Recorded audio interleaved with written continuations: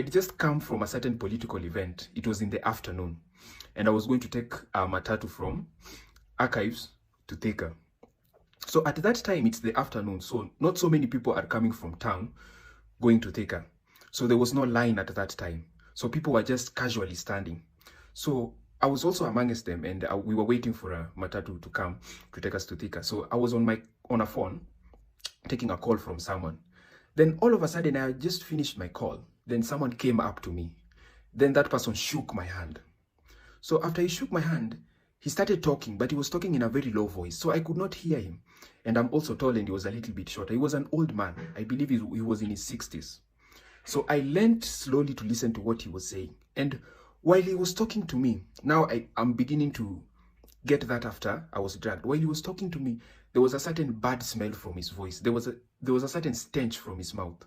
So at that point, he did not even clock to me because he was old. I actually thought that was just something to do with bad breath, or maybe the person was actually drunk. So immediately the person shook my hand and asked me, "Where is HH Towers?" And definitely it was just across the lane, across the avenue there. And I told him it is just right there. But immediately that guy was just leaving. Something was happening. A few minutes after that guy was leaving, I was just standing there waiting for the matatu. I started losing consciousness. I started feeling like a certain thing has kicked inside my brain, something very strong. And all of a sudden, I'm going from a person who was very strong at that time to someone who's feeling very sleepy and someone who's feeling very dizzy. So at that moment, I stood there and I was feeling like, oh, maybe I'm not feeling well or something. So immediately, I look at my back. There was someone who came to closely stand at me. And remember, I was standing somewhere far away from the people who were waiting for the bus. So that person was standing at my back, and I looked at him. And it looked so awkward while this person was coming up to me. And it seems like the person was starting to feel like he wanted to initiate a conversation with me. So immediately, I was also looking at that guy. I started losing consciousness. I cannot get a hold of myself. I'm starting to feel very sleepy. And also my leg are starting to feel very wobbly. I can no longer stand. So that is when I now realized I've actually been dragged. So immediately I'm losing consciousness and I cannot even stand. I walk up to the conductor and I tell him, I have been dragged. In fact, while I'm telling him I cannot even get a hold of myself, I feel like I'm literally stumbling. I feel like I almost want to fall down. I feel like that drag really took a hold on me. So I tell the conductor, I have been dragged. Kindly just help me, I've been dragged. So what happens? I give the conductor my phone and he willingly takes it. And in fact, the conductor was very nice and he tells me things like this happening. In fact, he was aware. So while I was walking up, in fact, I followed the conductor to a certain alley. You know, there were not so many matatus at that time. And while I was talking to that conductor, I could see that the guy who had stand in front of me after the other guy had left was actually looking at me. In fact, he followed me because he thought I was maybe boarding the matatu. So I was feeling so bad, and the conductor saw my condition and he decided, okay, let me take this guy to hospital. And he took me to the nearest hospital. There's a healthcare clinic called Bliss. It is just around Archives there. So he took me to the hospital there, and he also gave my phone and instructed, you know, one of the guards and also the nurses that, you know, this guy has been dragged, kindly look out for him. So the nurses told me that, you know, it's not a must for me to be getting medication or anything. The feeling will just, you know, wither away and I would feel good. So I had to go there and stay for about an hour. And while I was staying there for an hour, I even got more sleepy and I even got more dizzy.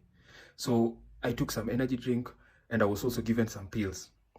So I started feeling well, and that is when I decided now, okay, I still need to leave. I cannot stay here longer for more than 2 hours. After 1 hour, I decided now to go back to the matatu. So that conductor was so nice. Even after seeing me, he decided, okay, you'll not sit at the back. Maybe these guys are still following you. He decided to put me at the front seat with the driver. Akanikalisha hapo kwa dere, ndo tukakaa huko kwa dere. But even after we started now leaving, I still felt so dizzy. I still felt so sleepy. I remember I slept from Roysambu all the way to Juja. I still could not feel myself. Like there was that feeling of tiredness so much. So I went home. I ate and everything. And I decided to share this with my contacts, especially on my WhatsApp status. I told them the story of how I've been dragged. And surprisingly, most people have actually experienced this. Somebody even told me at that exact point, hapo kwa Super Metro, he experienced the same thing. Somebody shook his hand. Somebody talked to them with a very bad smell. And somebody who was at his back went and sat with him at the same seat. And he felt so dizzy, slept all the way, and that person went away with his laptop, his phone, and his wallet. He cannot even remember how that guy was able to even search through him. I went and posted the same thing on my IG stories. Numerous number of people have told me that they have experienced this thing. So there was one particular who was telling me that he experienced this thing in another place, that is Waiyaki Highway. And he told me that that thing is called, I don't know, the breath of death. Like they would talk to you and they would make sure that smell reaches to your mouth. So immediately it reaches to your mouth, it would kick in for you. And surprisingly, I'm being told that those people have an antidote for that drug that they use. So one person would take the drug, come talk to you, drag you, go away and take the antidote, while another person would come and look out for your next movement, or maybe try to initiate a conversation and maybe, you know, steal from you while you have lost that consciousness. Are you getting me? So I'm really telling most of the people, and I'm really creating awareness on this, is that if you are in town, the best thing to do is to avoid shaking the hands of people. But sometimes it might be hard, especially for a guy like me. I meet people in town who always tell me that maybe I've seen you online, I like your TikTok videos, trying to shake my hand. So I cannot avoid that. But if you, by any chance, you shake someone's hand, or maybe you talk to someone and you feel like there is a certain awkward or bad odor or smell from their mouth, and immediately after that bad smell you start feeling bad, talk to the immediate person and tell them expressly that you have been drugged, because you do not know what happens. Immediately that drug starts kicking in and one of the people starts talking to you, you might not be able to save yourself. Tell the nearest person that I have been drugged, and let them help you, let them take your belongings, and let them take you maybe even to the nearest hospital, or maybe somewhere far away. And also to the people who are boarding a matatu in maybe archives or any other place, if that thing happens to you, of course the feeling might go away, but just make sure that you sit at the front with the driver.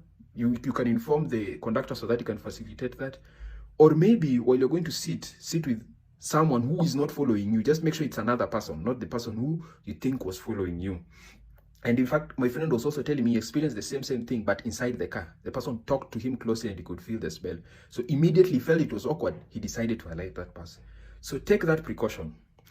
I'm still shocked. I'm still surprised at this. I never actually thought this thing can happen to me. And it has really shocked me. I really feel like I'm still trying to process that feeling. But in Nairobi, you have to be careful. Watch out, guys.